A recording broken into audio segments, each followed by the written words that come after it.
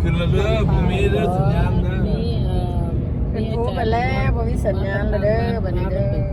พามาเบิ่ง อาจารย์มาแต่เท็กซัสแต่ฮาวายเนี่ย ก็เป็นร้อน สวัสดี แล้ว ประธานวัดสิพามาวะ โอ้ยว่าหลาย ยังเดกับยังกับอาจารย์ยัง ผู้ซอยผู้ซอย ผู้ช่วยวัดเด้อ ผู้ขี้ห้องน้ำอยู่วัดอันนี้น่ะ ไม่ยังรู้จะใส่เข้าไปในห้อง กำลังเดินทาง หัว นี่อีก2 ชั่วโมงถึงสิฮอดชั่วโมงป่ายังสิฮอด ชั่วโมงกว่าก็พอแล้ว ขับไปหลายกี่ย่าน กระดก15 75พุ่นนะ กำลังขึ้นภู ขับรถสิบห้า เขาเป็น20 ขึ้นภูมีสัญญาณได้บัดนี้เด้อ มึงก็รู้อยู่ขับไปทางไก่ก็ได้ น้องมาครับน้องไก่บ่ได้ว่ะ ชนะฮาร์เมอร์ บัดนี้พวกเขาก็มาฮอดแล้วเนาะสิเบิด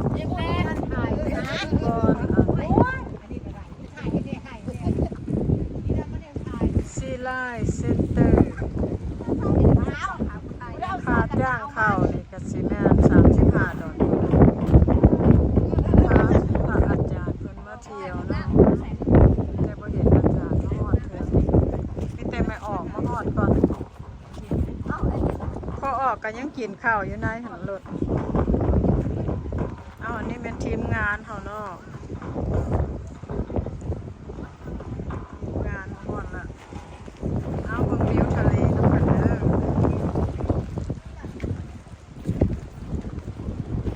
วิวทะเลงามๆหนาวๆเอาทีมงานกำลังไปเข้าห้องน้ำมันนะ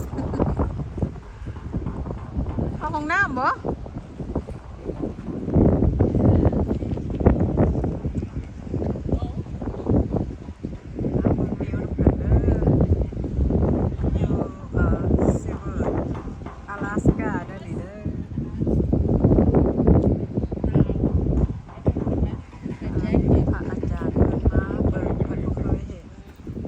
รถอาจารย์มาหันเลย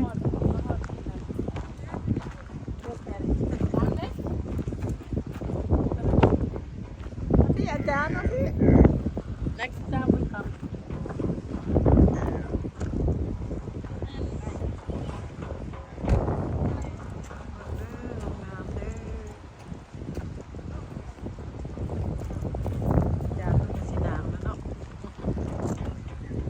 ใส่เสื้อแขนยาวมากันหนาวมากันหนาวนะ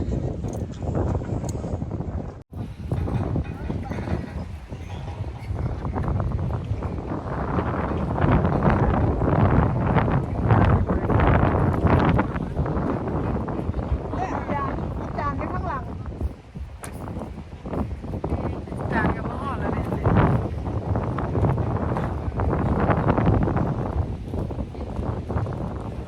หนาวสีเย็น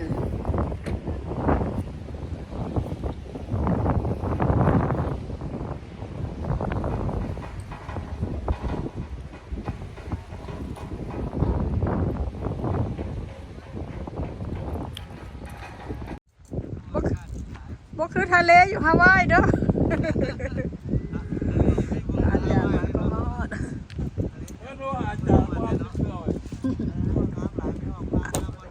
อาจารย์ครับรถ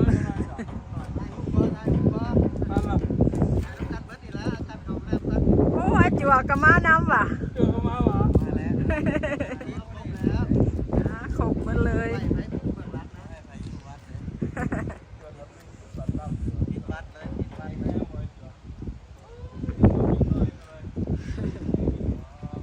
บ่เอาหมวกงอมมาจากกัน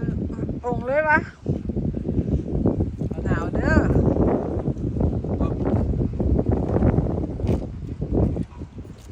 โอ้มีแต่อาจารย์เพชรมีหมวกงอม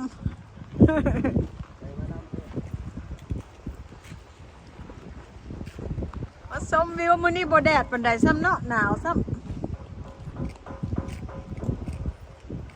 you come here before? Yeah. Huh? Be here before, right, Chua? Before? อาจัวเคยมาบ่ชมวิว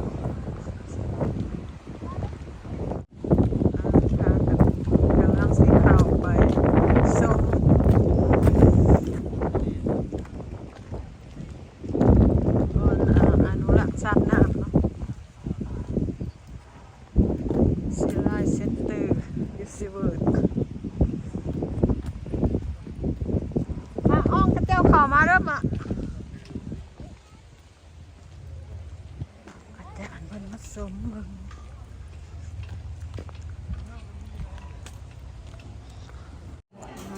ตอนนี้กำลังซื้อติ๊กเก็ตเข้าไปข้างใน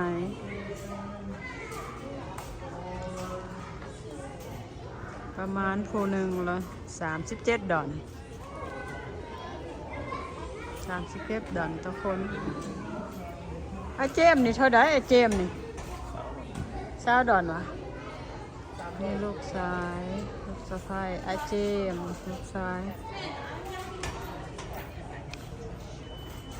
เขาบอกเอาไอดีก็ได้ตัวเขาก็ได้เอาไอดีมา เป็นอาทิตย์ บ่ฮู้จักคน 10เป็น ไอโจ้มันซื้อเองไหนกำลังสีขาวส้มสวนซับน้ำลูกชายกำลังซื้อ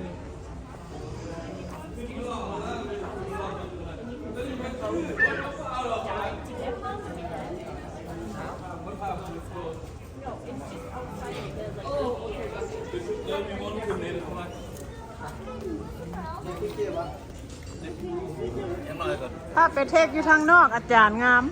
ทั้งเทิงทางนอก Yeah ขึ้นไปเทิงขึ้นไปส้ม โอ้ร้อยหนึ่งบ่ได้เอาบ่ได้ต้องอันนั้น ขึ้นไปโอ้ยังกูมาว่ะหั่น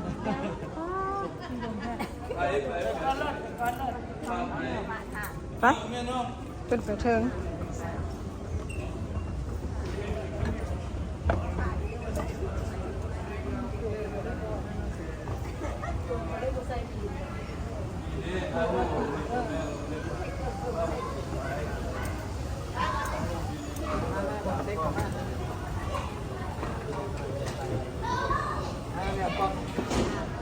รวบตัวกันได้ นั่งลงแล้ว สวยมากระวังกัน แต่ว่าจับข้างหน้าเลยนะ ใส่เนี่ยเอาดิ กูเป็นเด้อกูของบ้านเด้มาแม่ แก้ว เจมพี่เอาแก้วลืมเลย มาครบแล้ว ตอนแรงหมอเพิ่ม มื้อนี้บ่แม่น902พี่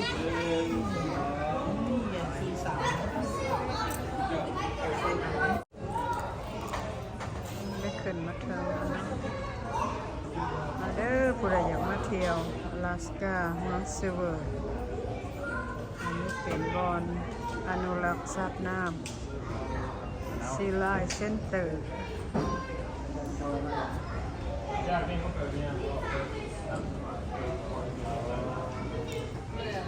ใจเด้อ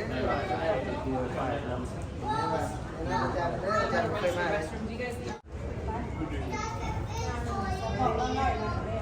ก็ได้ไล่ได้นี่ไทยอันนั้นไทยลงยูทูบไล่รถไล่บัตรคนรถ I'll put it still focus. I put it towards here. Yes, we're still in นี่เป็นทางในเนาะ No, มาน้ำกัดจะไปอยู่มาน้ำกัดจะไปอยู่นอกแต่ที่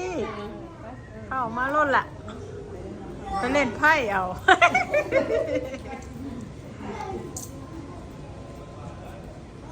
37 ดอนผู้หนึ่งมาเด้อเข้ามาเด้อ ไล่ได้ป่ะเนี่ย ไล่เลยไล่ นี่เรามาที่แล้วหน้าเลยสบายดีเด้อที่มาเบิ่งข่าวเนี่ยมีเสียงอยู่อลาสก้าอันนี้มีเสียงของอะไร อันนี้ไม่นี่ยังอันนี้คุณเด้ถ้าคนบวกข่าวมาเถอะขับมาเด้ออาจารย์ว่าไหนพี่เด้อ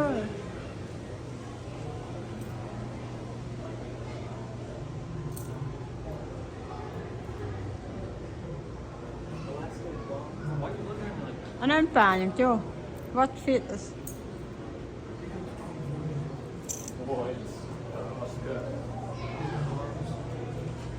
บิ่งซื้อเด้อบ่ฮู้ซื้อเด้อ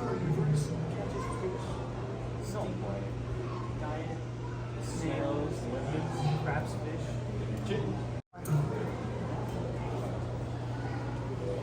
ปลาไทเกอร์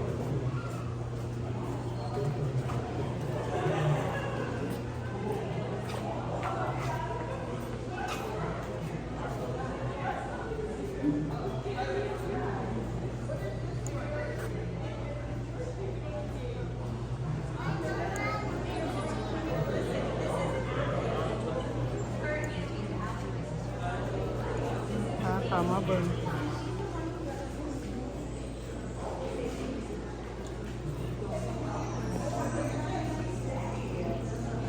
จะมาซับดู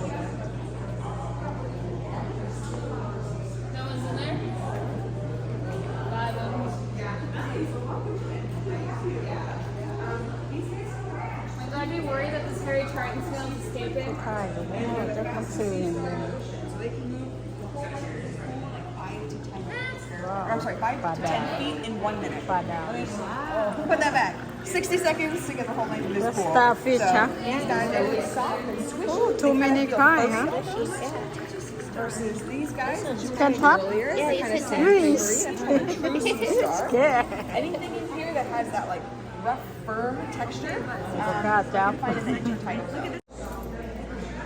Look at this. Oh, the big one. Look high for now. Look cool. Beautiful.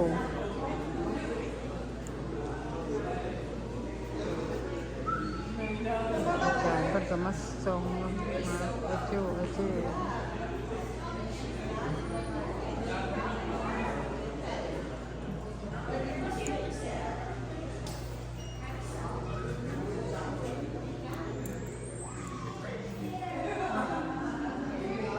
ทีมงานเจ้าหน้าออกไปถ่ายรูปอยู่นอกคนอันนี้ฝั่งนอก ว้าวตัวเสี่ยวนอนนี่คุณศิรายนต์เจ้าหน้าลงไปเบิ่งอยู่ตารางมันลอยอันนี้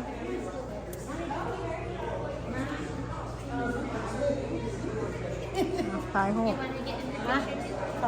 มันสิงามว่ามันแจ้งข้างนอกพูดถ่ายไปถ่ายนอกให้งามในนอกค่ะนี่จะตัวเป็ดอันน้ำเป็ดปลาเบิ่งเลยเป็ดบ้านจักอัน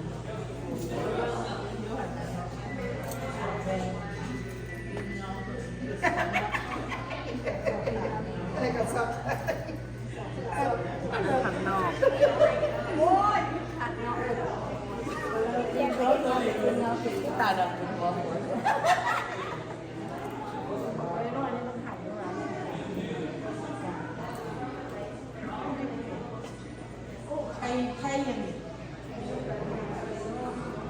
อย่างยังหลอกสมอยู่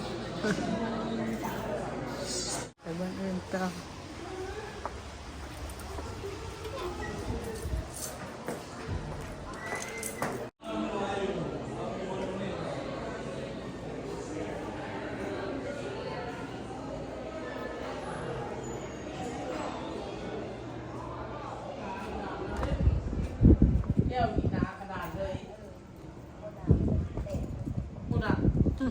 พ่อกันยังบ่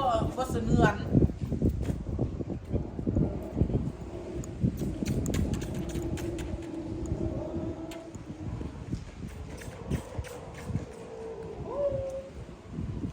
อันมันร้อยไปลุมหันแล้ว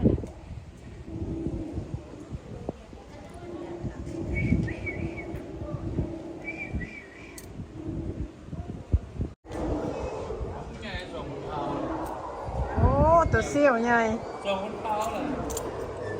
ไปสิบ่เป็นแล้วหันใหญ่หลายโอ้มาเห็นคักคน เบรกเทคเบรกซิงเปล่าเลย คุณเด้เด้คุณ สองคน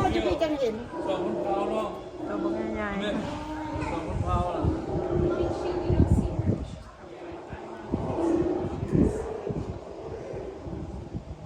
รับประตูแล้วพอ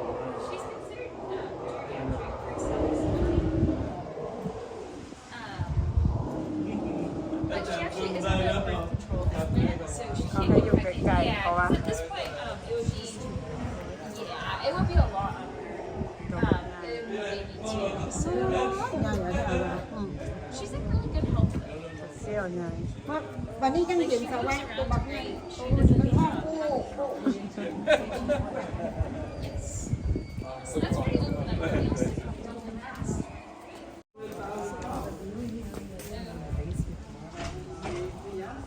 พากันมาเบิ่งตัวเซี่ยวใหญ่ 2,000 กว่าพาวถ่ายไปบางทีไปรี่แล้ววะไปรี่ละ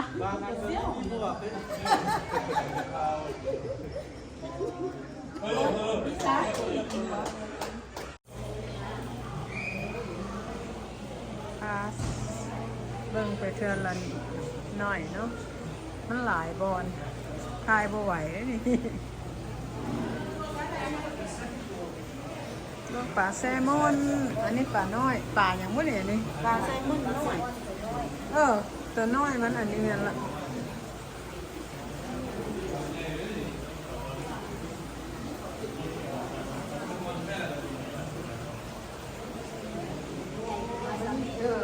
ได้กับเขาสั่งนี่เลย บ่มีบริการเนาะเข้ามาเด้อมาชมป่าก่อน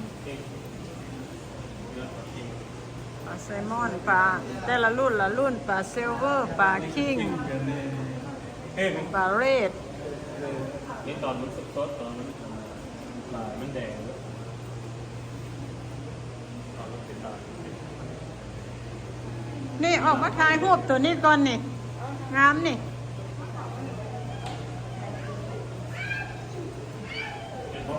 นี่ปลาคิงปลาเรดปลาซิลเวอร์แต่ละสุดอันนี้ แต่ว่าอันนี้ของแท้เนี่ย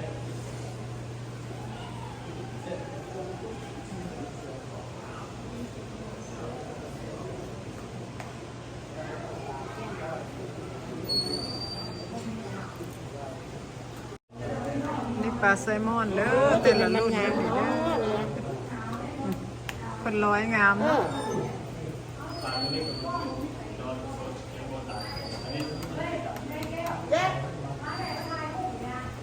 โอ้แล้วจังกินนี่เด้อวิวอ่ะ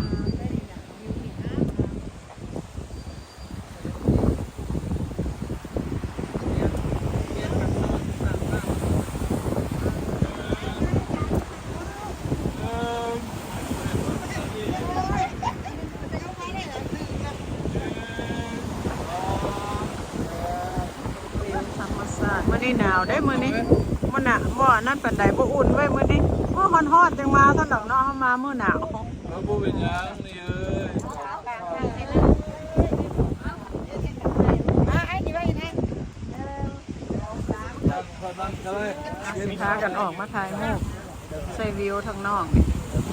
บ่ได้เจอ ลงไปเบิ่งทั้งลมมัน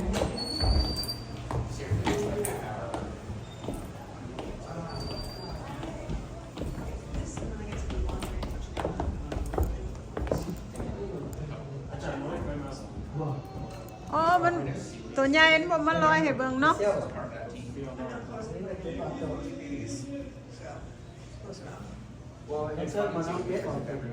บอกไปreturn ตัวเซี่ยวตัวมันไปนั่งพักผ่อนอยู่หั่นน่ะอาจารย์มันลอยลงมามันลอยลงมากวนเขาได้ลังเถื่อ เพื่อนเมื่อกี้พวกนั้นนะ บ่แม่น พวกนั้นน้องนี่เนาะเพื่อนละน้อง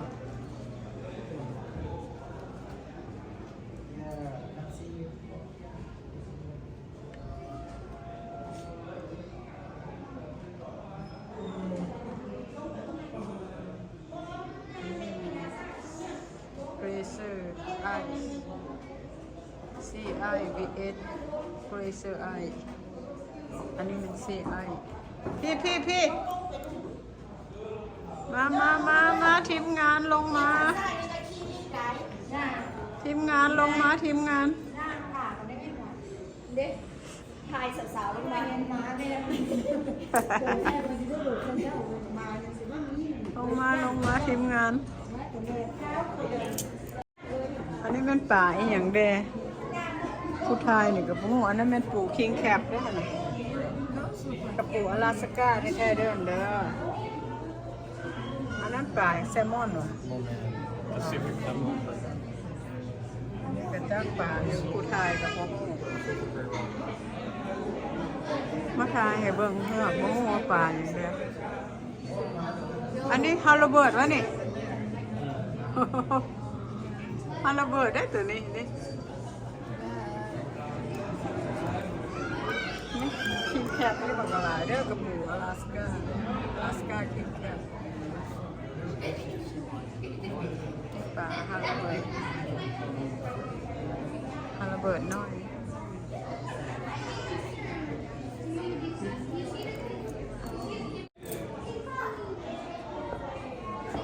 ปลายังหันบอยบอกมาเนาะนี่ก็มีบอกว่าหลายชนิดปลาเด้อมีคนถ่ายวิดีโอ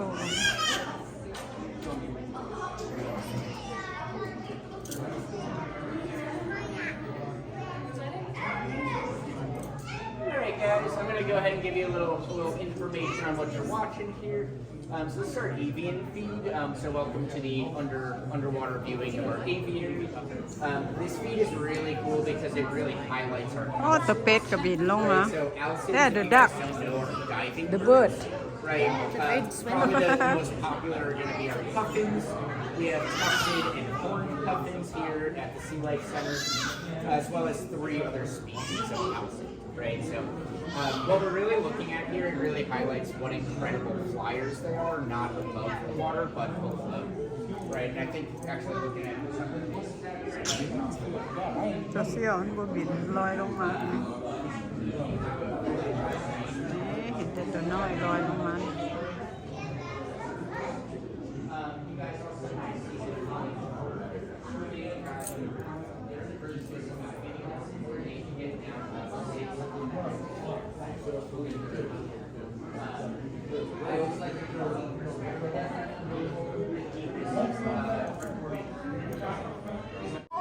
มึงอยู่ในนั่นแหละ อยู่ในนี่ Only the one that has spikes. เซลเวอร์เกรย์ตัว ซิลเวอร์เกรย์ เซลเวอร์เกรย์ ไวขนาด อันนี้จักป่า มันมาไวขนาดนั้น ตัวนกอันนี้กระบินลงน้ำมุดน้ำก็ได้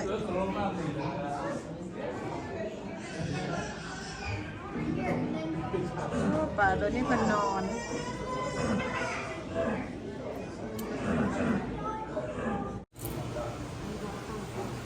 ตอนนี้ก็สีได้กลับเมือแล้วเนาะ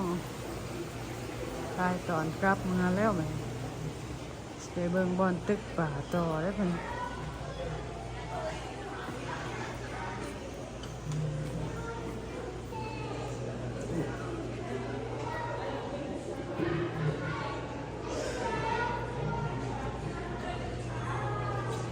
ไปเบิ่งบอลตึกป่าต่อไปอาจารย์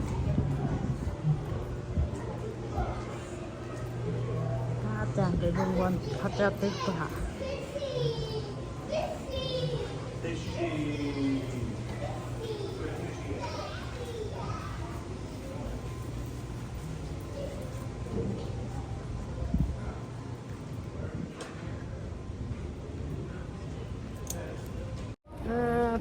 ทีมงานเราสิค้ากันกลับแล้วนางท่ามาออกมาบกครบเถอะ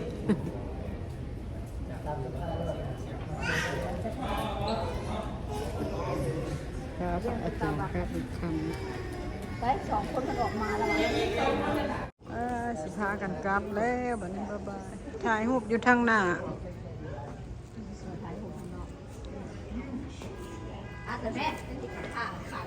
ไปถ่ายอยู่รถเด้อ แซนไม่ออกมาเด้ พากันกลับแล้วเด้อบัดนี้เด้อ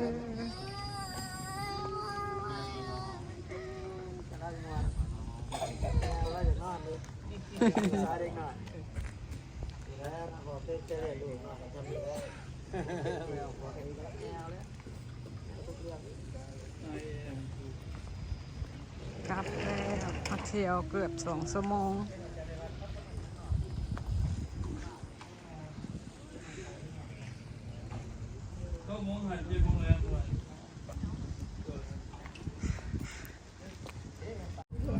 อาจารย์เป็นกำลังถ่ายสิฮูก